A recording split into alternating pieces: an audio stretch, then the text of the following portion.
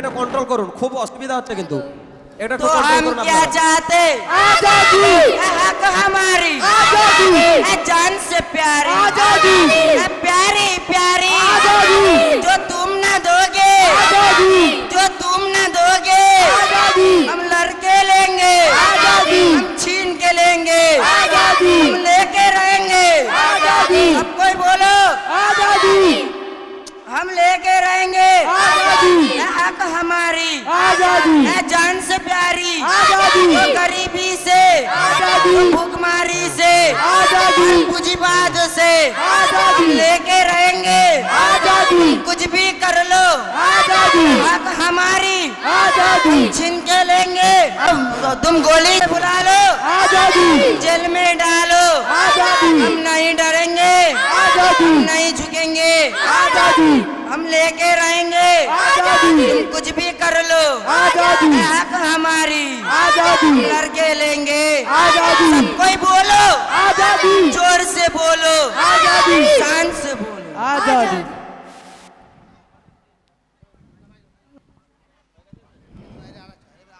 अरे भाई रुको रुको रुको, किस बात की जुलूस है भाई? अरे भाई आपको नहीं पता ये NRC CAA inner vehicle club जुलूस है, सारा देश में आंदोलन चल रही है। आपको मालूम नहीं? आप कौन है? बिल्कुल मालूम है भाई, मैं चंगसरपुर दीनियात मुनज़्ज़म मकतब का टीचर हूँ। अच्छा मौलाना साहब, अस्सलाम वालेकुम। वालेकुम अस्सलाम व रहमतुल्लाहि व बरकातुहू। मौलाना साहब हमने कुछ गलत किया क्या? अरे भाई नहीं नहीं, ये आंदोलन बहुत जरूरी है। भाई अस्सलाम वालेकुम। वालेकुम अस्सलाम। भाई बहुत बड़ा मुसीबत में पड़ गया। 1971 साल का पहले का कोई भी दलील या कोई रिकॉर्ड तो नहीं मिल रहा है। बहुत टेंशन में हूँ भाई, जरा बचा लो। भाई अस्सलाम वालेकुम। वालेकुम अस्सलाम। भाई हमारा तो दलील मिल गया, लेकिन दलील का नाम का साथ वोटर कार्ड का नाम नहीं मिल रहा है। भाई खाना पीना सब कुछ उठ गया है। इस मुसीबत के मारे एक भी निवाला मुंह में नहीं जा रहा है। इस मुसीबत से बचा लो भाई। भाई अस्सलाम वालेकुम। वालेकुम अस्सलाम। भाई हमारा अब्बा जी के नाम के साथ और हमारा बच्चा का नाम में कुछ कुछ फर्क हो रहा है। बच्चा का बात सर्टिफिकेट आधार कार्ड भी नहीं मिल रहा है। अब क्या करे भाई, हम सबको तो सरकार कैंप में डाल लेंगे। मेरे भाई सरकार के इस जुल्म से बचा लो। अल्लाहु अकबर, अल्लाहु अकबर, अल्लाहु अकबर, अल्लाहु अकबर।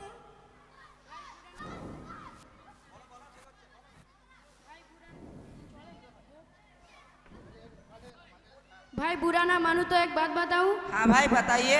नमाज का वक्त हो गया, आजान हो रही है, चलो नमाज पढ़ने। अरे मौला साहब आपको दिखाई नहीं देता हम कितने परेशान में हैं अपने कागज सही करने में। हाँ हाँ भाई, कागज जरूर सही कर लो, लेकिन वक्त में नमाज तो पढ़ लो। ओ चाचा, जब देखता हूँ नसीहत देते रहते हो। इधर हमारा कलीजा मुंह पे आ गया है और आपको नसीहत क्या पड़ी है? अरे भाई सारा जिंदगी पड़ी है नमाज के लिए, पहले तो कागज सही कर लूं फिर नमाज पढ़ लेंगे। अरे भाई जो काम पहले करना चाहिए आप उसी को छोड़ रहे हो। अब सरकार की डर से कागज सही कर रहे हो, मगर अल्लाह की डर से आप अपना अमल सही नहीं कर रहे हो। जो सरकार का डर दिल में पाल रहे हो वो कभी बचाने नहीं आएगा, लेकिन बचाने वाला वही है जिसका डर तुम्हारे नहीं।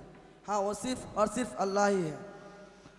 मौलाना साहब बुरा ना मानो, एक बात बताऊँ। बात यह है कि एनआरसी के लिस्ट में हमारा नाम नहीं आया तो हमारे माँ बाप और बीवी बच्चों को लेकर कैंप में जाना पड़ेगा।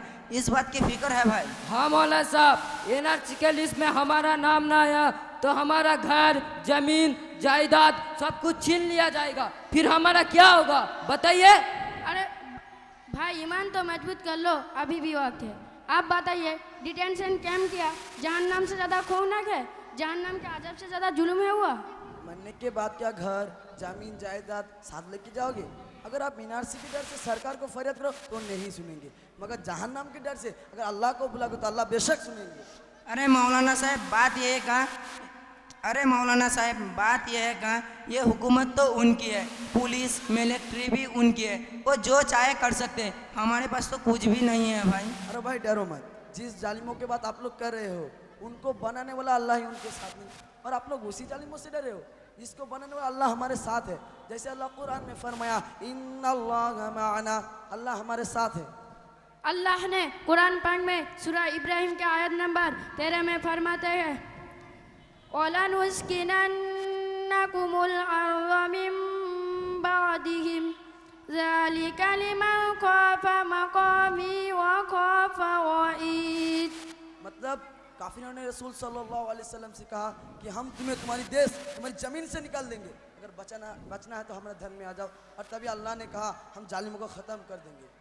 अरे भाई एनआरसी तो अभी लागू है, लेकिन अल्लाह ने कुरान पाक में 1400 साल पहले बता दिया था।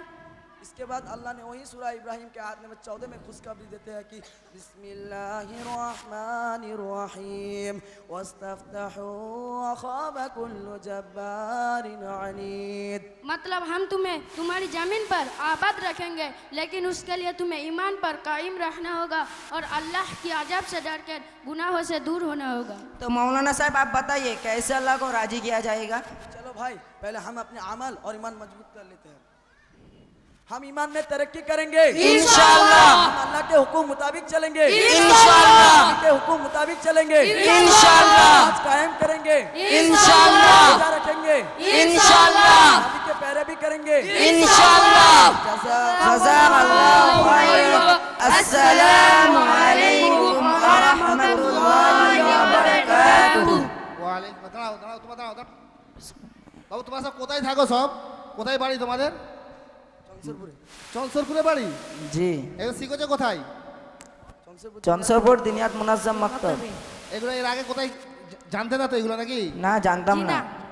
মাশাআল্লাহ, দেখেন মক্তবের মাধ্যমে শুধু কোরআন হাদিস আকাইদ মাসালের সঙ্গে সঙ্গে এইসব জিনিসগুলো শেখানো হয়। এগুলো মানুষের খুব প্রয়োজনীয়তা আছে। আজ মানুষের ইমানের কমজোরির কারণে আল্লাহ রাব্বুল আলামিন জালেম বাদশা নিযুক্ত করেছেন। শুধু ভারতবর্ষে নয়, আপনারা অনেক জায়গায় সারা যারা বিশ্বের খবর রাখে, এমনকি মুসলমান দেশ বাংলাদেশ, এমনকি আরও বললে পাকিস্তান, আরব কান্ট্রিতে এরকম জিনিস সব চলছে। এক এক জায়গায় এক এক রকমভাবে আল্লাহ রাব্বুল আলামিন বালা মুসিবত দিয়ে দিয়েছে। এই জন্য আমরা সচেতন হই, নিজের আমলকে মজবুত যতক্ষণ না পর্যন্ত করছি ততক্ষণ পর্যন্ত এসব কিছু আমাদের কাছে কোনো কাজে আসবে না। যতই আমরা টাকা পয়সা ধন দৌলত থাকুক না কেন, আমাদের কোনো কাজে আসবে না যদি ওই রকম টাইমে আমার যদি ইমান আমলকে যদি মজবুত না করে যায়। দুনিয়াতেও পস্তাতে হবে, আখিরাতেও পস্তাতে হবে, আমার ফেরাউন হামান সাদ্দাদের মধ্যে মরতে হবে আমাদেরকে। এই ব্যাপারে আমি আরও দু চার কথা বলার জন্য আজকের বাংলা দিনিয়া সেন্টারের জিম্মাদার এবং এই বক্তব্যের কর্ণধার জনাব ইমতিয়াজ ভাইকে আমি অনুরোধ করব যে দু চার কথা বলার জন্য এই সম্পর্কে কিছু আপনি মানুষের কাছে সজাগ দিয়ে দেন যে আমাদের কতটা প্রয়োজনীয়তা আছে এনআরসি এবং এই বক্তব্য কতটা প্রয়োজনীয়তা আছে। আমি জনাব ইমতিয়াজ ভাইকে অনুরোধ করব দু চার কথা বলার জন্য। আসসালামু আলাইকুম ওয়া রাহমাতুল্লাহি ওয়া বারাকাতুহু। আপনারা ড্রামার মাধ্যমে দেখলেন যে যে সমস্যা আমরা নিজেরা অনুভব করছি গোটা দেশব্যাপী চলছে, তো তার থেকে এই সমস্যার সমাধান কিভাবে আমরা পেতে পারি ইসলামের আলোকে। আশা করছি আমরা সেই আমলগুলির ওপর আমল করব, সেই নসিহতগুলির ওপর, এবং এই সম্বন্ধে আমাদের ইসলাম কি বলছে যে আমাদের দেশের শাসন ব্যবস্থা কেমন হওয়া উচিত, আমাদের দেশের নেতা কেমন হওয়া উচিত। এরপরে নেক্সট প্রোগ্রাম সেটাই আছে, তার একটা বায়ান দিচ্ছে যে ইসলামের আলোকে আমার রসুল সাল্লাল্লাহু আলাইহি ওয়াসাল্লাম কীভাবে দেশ শাসন করেছেন এবং তার যে সাহাবারা ছিলেন তারা কিভাবে দেশ শাসন করেছেন, তার একটা নমুনা আমাদের পেশ করবে আমাদের এই মক্তবের ছাত্রী Nazrin Ahmed. And now may I invite Nazreen Ahmed come up the stage and deliver the speech.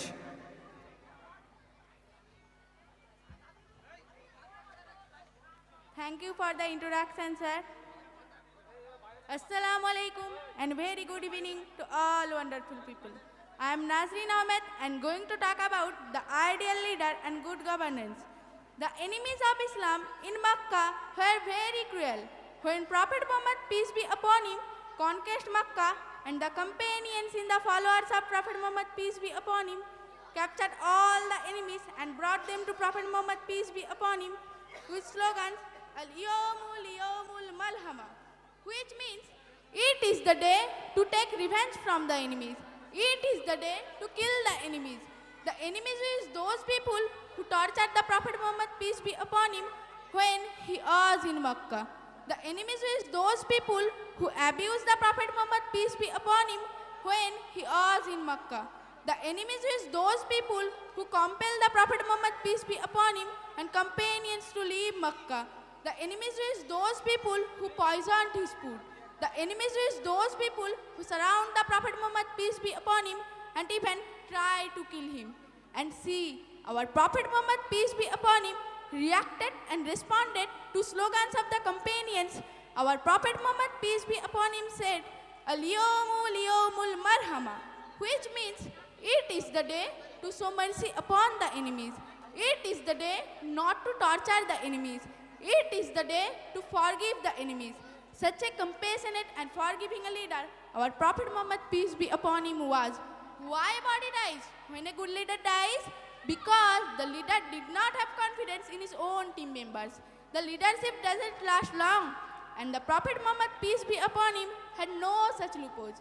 He was perfect leader in this world has ever witnessed, and the Prophet Muhammad, peace be upon him, in his lifetime itself has formed 4 dynamic, dedicated, determined and disciplined leaders, who are Hazrat Abu Bakr, Hazrat Umar, Hazrat Usman and Hazrat Ali Raziyallahu Ta'ala anhu.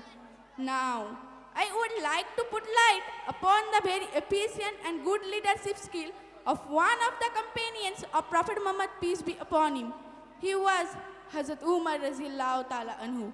He ruled about 30 countries, and I say few names: Iraq, Iran, Oman, Egypt, Jerusalem, etc. It is not easy to rule as that today, but Hazrat Umar Raziyallahu Ta'ala anhu ruled half of the world, and he was well known for doing justice every citizen of the states he ruled. Hazrat Umar Raziyallahu Ta'ala anhu issued strict instruction to all governors of the states he ruled, and governors are answerable in case they fail to follow this and they are terminated.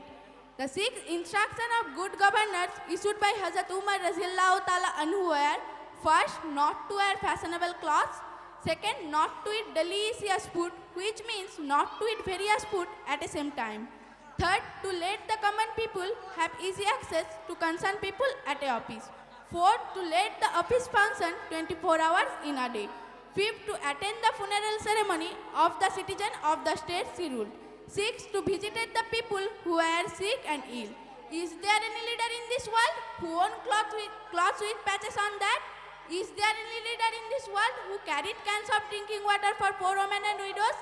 Is there any leader in this world who visited the places without girls? Ladies and gentlemen, he was Hazrat Umar Raziyallahu Ta'ala anhu. Jazakallahu khaira. Assalamu alaikum wa rahmatullahi wa barakatuh.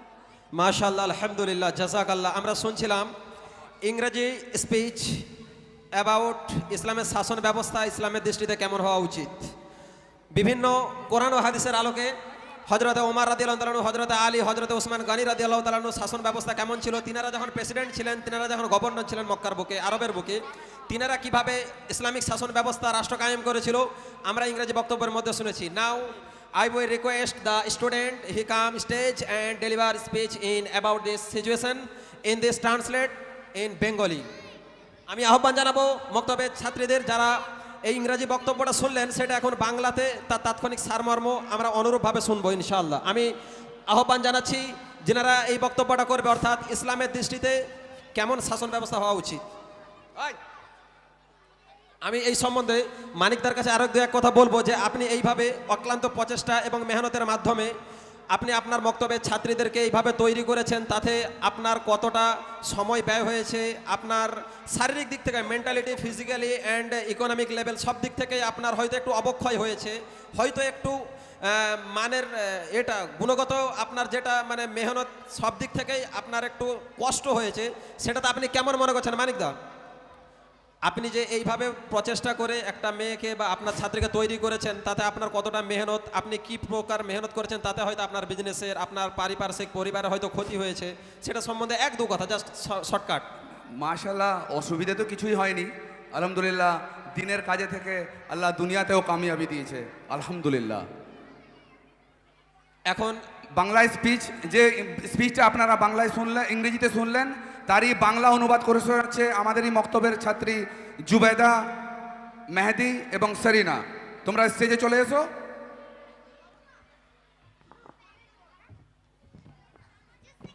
এরপরে প্রস্তুত থাকবে উর্দু নাটক evil impact of school media. Mobile ও ইন্টারনেটের দ্বারা সমাজের করুণ অবস্থা সম্পর্কে একটা ইসলামিক নাটক হবে ইনশাআল্লাহ।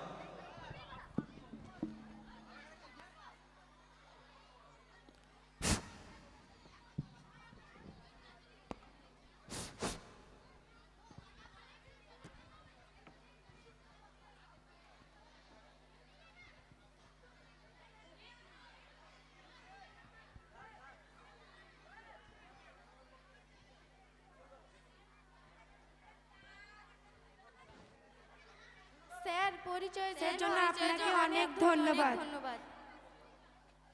আসসালামু আলাইকুম ওয়া রাহমাতুল্লাহি ওয়া বারাকাতুহু।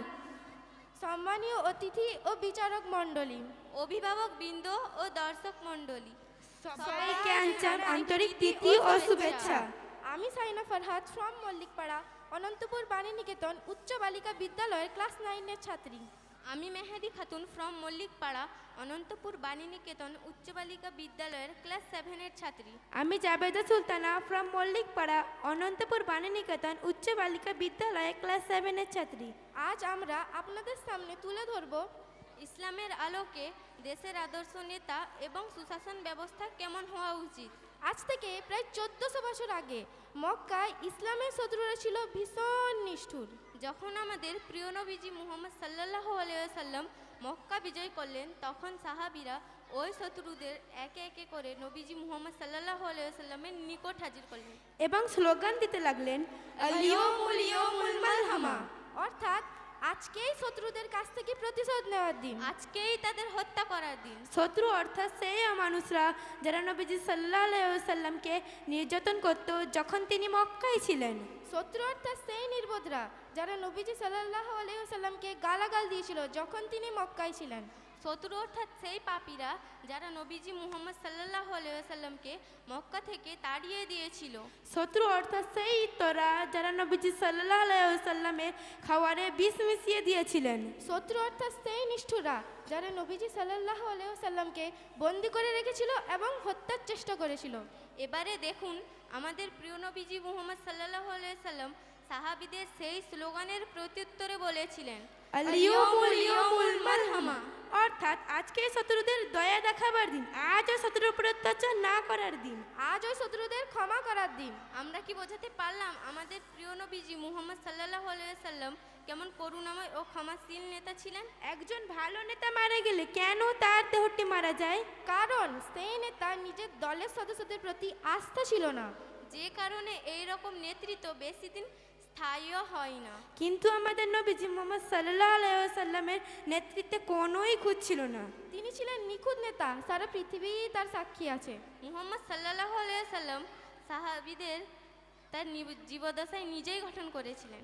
1. প্রগতিশীল, 2. নিবেদিত প্রাণ, 3. সংকল্পবদ্ধ, 4. শৃঙ্খলাবদ্ধ। 4 জন মহান নেতা, তারা হলেন 1. হযরত আবু বকর রাদিয়াল্লাহু তাআলা আনহু, 2. হযরত উমর রাদিয়াল্লাহু তাআলা আনহু, 3. হযরত উসমান রাদিয়াল্লাহু তাআলা আনহু, 4. হযরত আলী রাদিয়াল্লাহু তাআলা আনহু। এবারে মুহাম্মদ সাল্লাল্লাহু আলাইহি ওয়াসাল্লামের সাহাবীদের প্রশিক্ষিত সাহাবীদের মধ্যে একজন সাহাবীর দক্ষতা ও নেতৃত্বের বিষয়ে আলোকপাত করব। তিনি হলেন হযরত উমর রাদিয়াল্লাহু তাআলা আনহু। তিনি প্রায় 30টি দেশ শাসন করেছিলেন। তাদের মধ্যে কয়েকটি হলো ইরাক, ইরান, ওমান, মিশর, Jerusalem, Azerbaijan, Armenia, Georgia, Syria, Jordan, Lebanon ইত্যাদি। এইভাবে শাসন করা সহজ কাজ নয়। তিনি প্রায় অর্ধেক পৃথিবীকে শাসন করেছিলেন এবং তিনি যে দেশগুলিকে শাসন করতেন তার প্রতিটি নাগরিকদের সাথে ন্যায় বিচার করার জন্য সুপরিচিত ছিলেন। হযরত উমর রাদিয়াল্লাহু তাআলা আনহু শাসিত দেশগুলির প্রত্যেক মন্ত্রীকে কড়া নির্দেশনা জারি করেছিলেন এবং ওই মন্ত্রীরা নির্দেশনা অনুসরণ করতে ব্যর্থ হলে তাদের জবাবদিহি করা হতো এবং বরখাস্ত করা হতো। হযরত উমর রাদিয়াল্লাহু তাআলা আনহু ওই মন্ত্রীদের 6টি নির্দেশনা জারি করেছিলেন, যেগুলি হলো 1. ফ্যাশনেবল পোশাক না পরা, 2. সুস্বাদু খাবার না খাওয়া, যার অর্থ একই সাথে বিভিন্ন রকম খাবার না খাওয়া, 3. অফিসে বা কার্যালয়ে সাধারণ নাগরিকদের সাহায্যে যোগাযোগ ও প্রবেশাধিকার দেওয়া, 4 অফিসে বা কার্যালয়ে দিনে 24 ঘন্টা কাজের পরিষেবা দেওয়া। 5 শাসিত দেশের সাধারণ নাগরিকের শেষকৃত্যে যোগদান দেওয়া। 6 সাধারণ অসুস্থ নাগরিকদের সাথে দেখা করা। পৃথিবীতে আছেন এমন কোন নেতা যিনি ছেঁড়া এবং মেরামত করা কাপড় পরতেন? পৃথিবীতে আছেন এমন কোন নেতা যিনি দরিদ্র ও বিধবা মহিলাদের জন্য নিজের কাঁধে পানি বয়ে এনে দিতেন? পৃথিবীতে আছেন এমন কোন নেতা যিনি রক্ষী বাহিনী ছাড়াই যে কোনো জায়গা পরিদর্শন করতেন? প্রিয় শ্রোতারা, তিনি হলেন হযরত উমর রাদিয়াল্লাহু তাআলা আনহু। জাযাকাল্লাহু খায়রা। আসসালামু আলাইকুম ওয়া রাহমাতুল্লাহি ওয়া বারাকাতুহু। মাশাআল্লাহ, জাযাকাল্লাহ, আলহামদুলিল্লাহ। আমরা গভীর আগ্রহ নিয়ে শুনছিলাম যে নাটকটা আমাদের